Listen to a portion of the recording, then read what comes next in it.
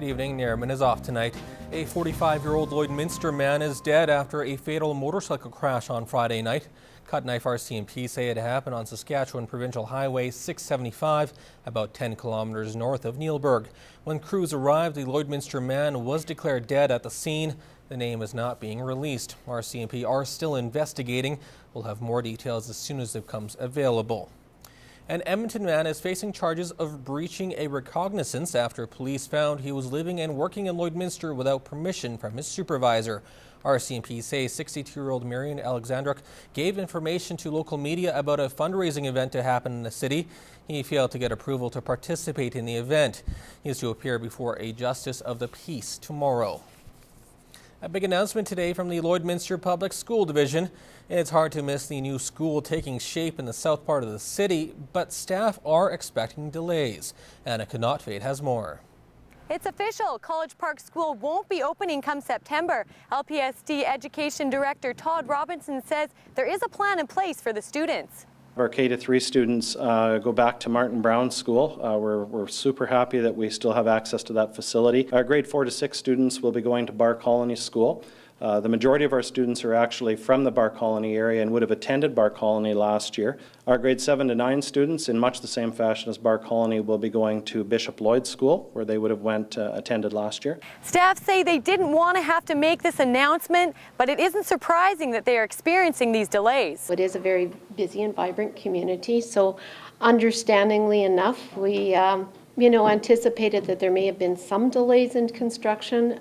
Probably not to the point that it is right now, so that is a disappointment to the board. They say they expect the doors will open late October, early November. There will be an information session held next week for the parents. For more information, we'll have details tomorrow on Newcap News. Reporting from College Park, Anna Connaught.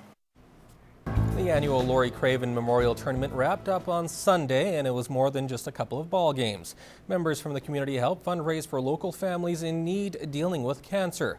As we told you last week, two best friends raised money and shaved off all their hair for the cause. I think I'm going to get the #1 buzz cut, so I have the prickles on my head. I'm scared, nervous. It's awkward waking up with no hair in the morning. I usually wake up, feel my hair, rub my head, but tomorrow it's going to be waking up and feeling no hair. And she's going to #1 buzz cut, the whole thing. This is Serena, and she's doing #1 buzz cut too. Is it dead? Where is it? That's awesome, honey. Yeah, it does. It feels weird. And I wake up tomorrow, I'm always going to pull my hair. Whoa! What is that? Oh, yeah. It's way less weight. And when the wind blows, it feels really weird. What about you? That's a brave couple of girls. Well, it's a race to find a cure for people living with multiple sclerosis. On Saturday, drivers and bikers banded together and hit the road for the second annual MS Poker Rally fundraiser. As Anna Stanislau reports, a young woman living with MS was there to send a message of hope to those living with the incurable disease. Bobby here has written her letter describing what her MS journey is like. Gary's going to take it down to South America with him and trade it with somebody down there with MS. It's an overwhelming day of support for Bobby Nunweiler, but for the 21-year-old, each day is like a game of roulette. She never knows what symptoms she's going to face. I get these really incredible shakes in my hand.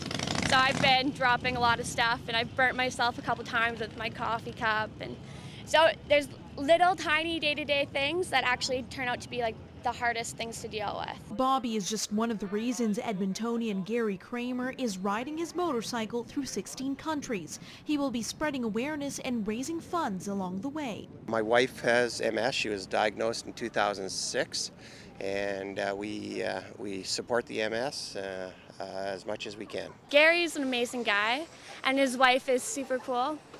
So it's awesome that I got asked to be a part of it. Bobby admits she's had a rough couple of months, but remains optimistic and hopes to inspire others to never give up hope. I think one day, like, they'll be like here, if not in my lifetime, for the people in the next generation to come. It's definitely on the break. It's happening. Anna Stanislaw, Newcap News. This year, the foundation raised just under $3,500, and all proceeds are going to the MS Society in the Lakeland region. For more information on Gary's journey to South America, you can visit AmazingRideForMS.ca. He leaves on August 30th. The Canadian military and the Air Force have a tough job to do as they defend our country. Between their tours of duty in Afghanistan, Iraq, and all over the world, it's always nice to have something to do when they're off time. And that's where the so-called world's beautiful game comes into play. Fraser Snowden has more. We don't see it as extra work by any means. We see it as a perk, in fact. So it's kind of a bonus for us to be able to come out here and we're actually taking time off work and getting paid to play soccer. The Canadian Armed Forces have soccer teams all across Canada. This week, it's their regional championships. Janik Vincent is an aircraft technician on Fort Wayne and says there are a lot of skills he can transfer from the battlefield to the pitch. It's always a team that we fix aircraft, so always, and it's a team that's different units, different strength. So this is what you got to take from the field to the work. Men's and women's teams will battle on the pitch for the regional title in the hopes of going head-to-head in the Nationals in September.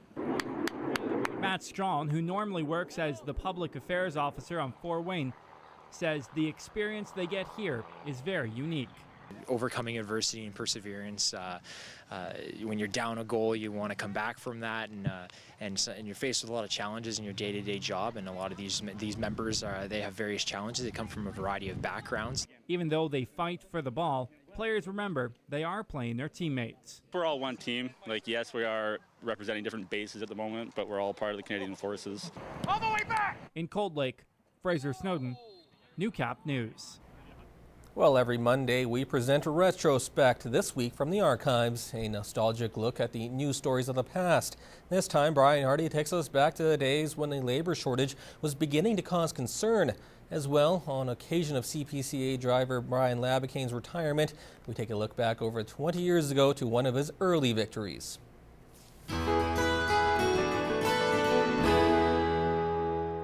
This week in 1993, the Chuck Wagons returned to Lloydminster after an 8-year hiatus. St. Walburg's Brian Labicane was the story of the finals, placing the top 2 times on Sunday, as well as the fastest total time over the 4-day event. More important than that, Brian Labicane was the Northern Professional Chuckwagon Association season-long championship trophy winner, edging out Loon Lake's Ray Mitsawing. All those years of placing second and third and in the top 5, finally paying off. You are a champion. It must feel great.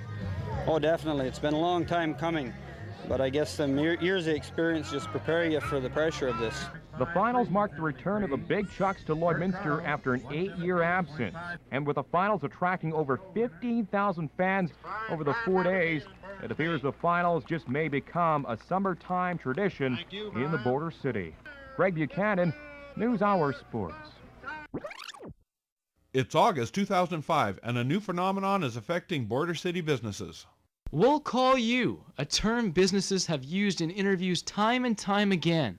But those days in the border city could be over. Every business in Lloydminster is having problems. You can just look around at all the businesses in front of the stores there's help wanted signs everywhere. It seems this day and age in Lloydminster with the oil factor, it is tough to get employees. The people that are getting paid $8.50 and $9 an hour are absolutely as important to our community as the ones that are getting $25 an hour. It's hard for industries like ourselves to get and maintain staff. So we're running recruitment day, letting people come in, get a feel for the place, talk to management, get an interview, and also talk to our staff. We're actually pretty positive about the day. Jonathan Glasgow, NewsHour.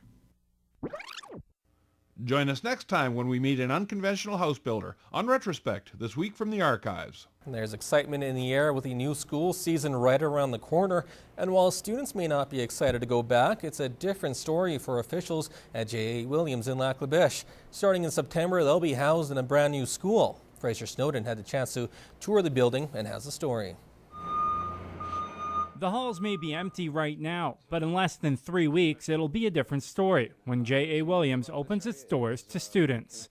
The current school could only hold 500. Over the years, the hallways became pretty crowded. In this class, you can see this. Terry Mograbi is the principal of the school and says it's been a long while, but it's worth the wait. It's exciting to actually see it all come to a conclusion and actually see how some of those program considerations and facility considerations have worked together and tied together to perform or to provide our students with the best learning opportunities in the classroom and in the hallways. The new building will hold a maximum capacity of 700 and will have an array of different learning environments for teachers and students. This includes a double-sized science classroom.